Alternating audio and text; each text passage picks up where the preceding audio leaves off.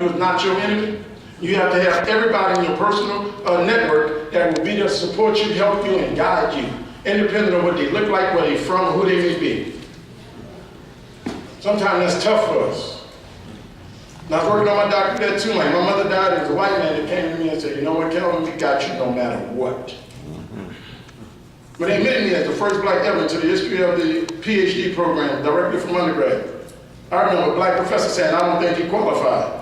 But the president of Jackson State, Dr. Carolyn Rice, a black female, said, Kelvin, I got you, and took me all the way through. Dr. Desai called him Dr. Debt. I remember one day I was in the urinal. He came next to me. He was in the urinal and said, you ain't finished your homework. I'm like, man, I'm in the urinal. He was in my network. When I started college, I came out of high school, and they said I was reading on the 8th grade level, and I started at Morehouse in developmental math and remedial reading. They said I was reading on the 8th grade level. And I walked up on Morehouse College campus, and a dude named Mr. Blocker called me doctor and transformed my life. He in my network. It's the relationships that you build. It's the relationships with everybody. When I had my first internship with Hercules Corporation in Charlotte, North Carolina, the first person I got to know was the janitor. From that point on, I realized the most important person in any corporation, two people, the janitor and the receptionist. Yep. And I sent them cookies, flowers, gifts, and everything. Who's in your relation? Who's in your network?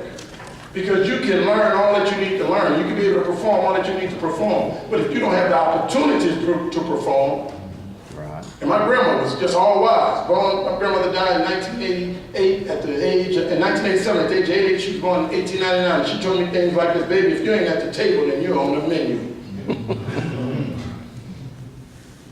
If you're not at the table, you're on the menu. So do you have the proper relationships to get you to the table? You don't invite yourself into the table. Somebody got to invite you to the table. I've sat down with every president since Jimmy Carter, sans Ronald Reagan. And every time I've been at the table with the president of the United States, somebody had to invite me. The question is, are you worthy of being invited? We have this thing, we're going to fake it till we make it. There's three types of people in this world. Dream makers, dream takers, and dream fakers. The economic crisis showed us who the dream fakers really were. We got to stop the faking. At some point for us, we got to put mastery and excellence back on the table. Before we start networking and talking about inviting me to the table, we have to make sure that we can produce once we at the table. There's too many of us sitting at the table, happy to be just at the table, and nothing happening for us because they peacocking. I said, I'm here to represent it. I don't get invited back to too many places twice. Can you perform? Can you do the task? Competence is the minimum. Wells Fargo, AT&T, I was AT&T Bell Labs, hey, they ain't looking for somebody competent. We can find somebody competent anywhere. Everybody competent. The question is, can you have a sense of excellence about yourself? Very few people move from competent to excellence.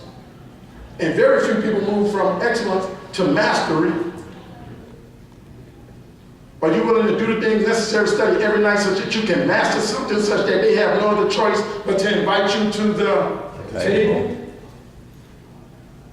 Now, after that Hurricane Katrina, I was on the Louisiana Recovery Authority, the 33 member board that the governor put together to rebuild the entire state of Louisiana. People said, Kelvin, how did you get to the table? I said, maybe because I had a PH.D. in mechanical engineering and studied fluid mechanics for 12 years. When they went down the list, they said, hey, they got a professor at Tulane that studied fluid mechanics. This was a fluid mechanics disaster. And they invited me, and I blew her mind when I walked in, and I was a 34-year-old black boy.